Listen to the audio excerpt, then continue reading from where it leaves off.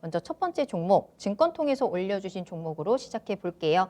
아이큐어 가지고 계시다라고 올려주셨네요. 매수가는 55,000원에 비중은 20%입니다. 최병훈 전문가님, 6만 원대 매수를 했다가 최근에 8만 원 찍었을 때 수익 실현의 기회를 놓쳤습니다. 그래서 팔고 다시 저점에서 잡았는데요. 앞으로 얼마나 들고 있으면 될까요? 하셨어요.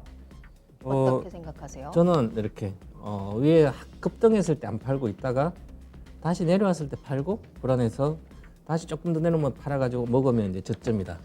만약에 위에서 사서 물리면 고점에 샀다 이렇게 이야기하거든요. 네. 이건 이제 사고 나서 결과론적인 얘기인데 예를 들어서 이제 어떤 모멘텀 주식들 특히 뭐 제로라든지 어떤 이슈, 바이오, 뭐 엔터부터 이럴 때 대다수 이런 모멘텀으로 주식을 하신 분들은 기본적으로 고점에 팔려면 차트에 아주 고수가 돼야 됩니다. 차트를 보고 하든지 그러고 나서 나는 이제 주로 매일매일 장을 보고 있을 때 일봉 차트를 보고 나는 매매를 하겠다는 결정을 하면 반드시 지켜야 되고 급등했을 때 팔고 싶을 때는 최소한 60분봉 차트까지 볼 수 있어야 되고요.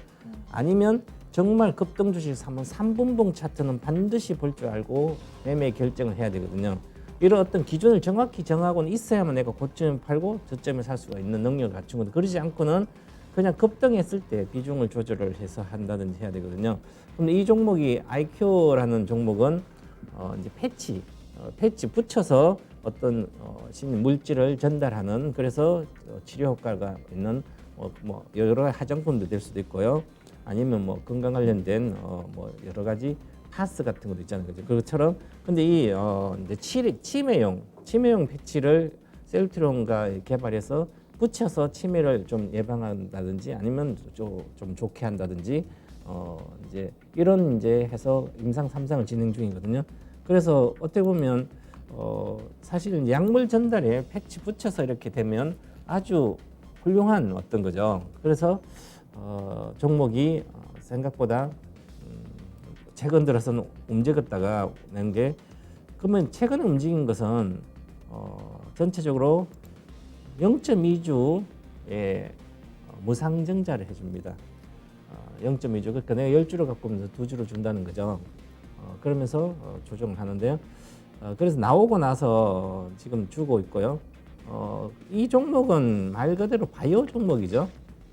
바이오 종목은 어떤 이슈에 의해서 주로 주식이 움직입니다. 즉 모멘텀 주식이기 때문에 성향을 일단 파악해야 됩니다.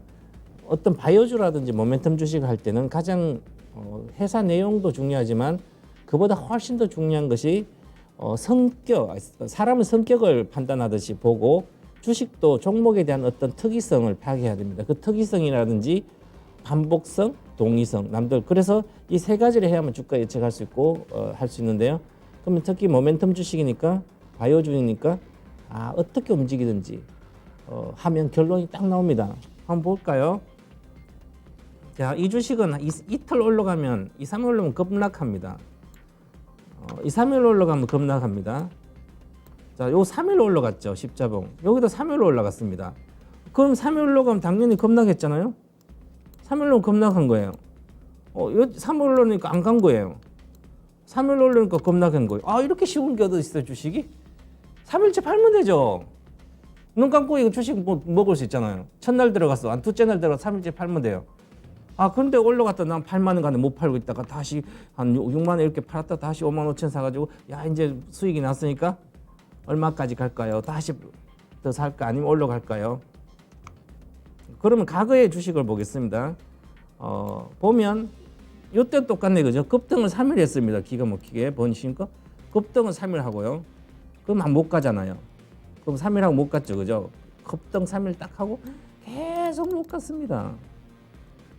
여기는 뭐 같지만 그 다음에 보시면 그래서 내려오면 잘 안 간다는 거지. 이제 호재 다 나온 거잖아. 무상 호재도 나왔지.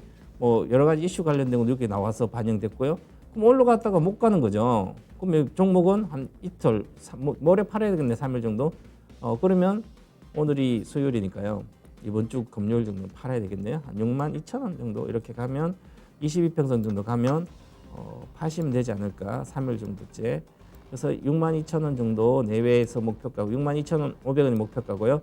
손절가도 드리겠습니다. 이렇게 급락한 주식은 뭔가 물량이 나왔다는 거죠. 호재를 이용해서 팔았다든지. 그렇기 때문에 나의 산 가격이 손절가는 맞아요. 그래서 이것은 그래도 이 시가를 깨면 안 되니까 51,000원을 손절가를 하고 목표가 62,000원 드릴 테니까요. 가시고요. 사실은 이렇게 바이오 소형주나 바이오주를 이제 사게 되면 한 20% 정도, 10% 20% 보고 주식을 투자를 하게 되면, 아니 매매를 하게 되면 아주 몰렸을 때 10% 20% 계속 수익이 났어요. 한 10번에서 8번 수익이 났는데 2번으로 인해서 다 깨먹어요, 먹은 것을.